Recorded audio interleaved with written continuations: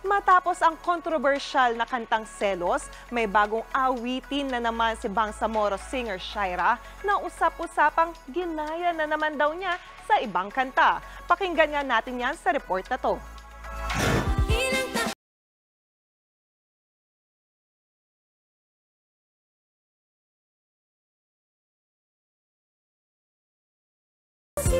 Viral na naman ang isa pang kanta, cover song na forever single ni rising Bangsamoro singer Shaira. Yun nga lang, hindi na naman ito nakaligtas sa puna ng mga netizen.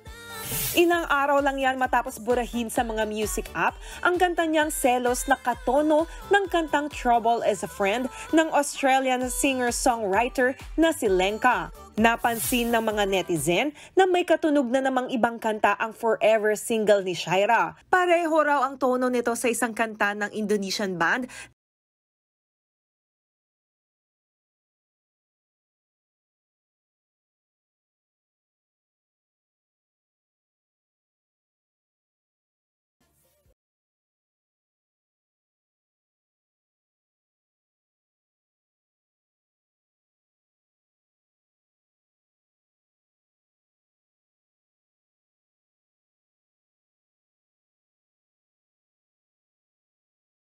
netizens na maayos rin ito ni Shaira, lalo talented at magaling daw kumanta ang singer.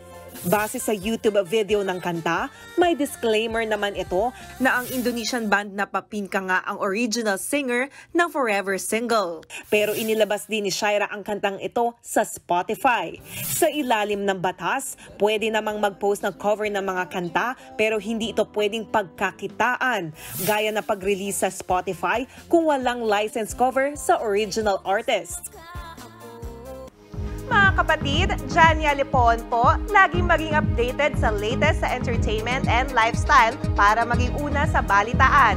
Bisitahin at mag-subscribe na sa social media pages ng News 5.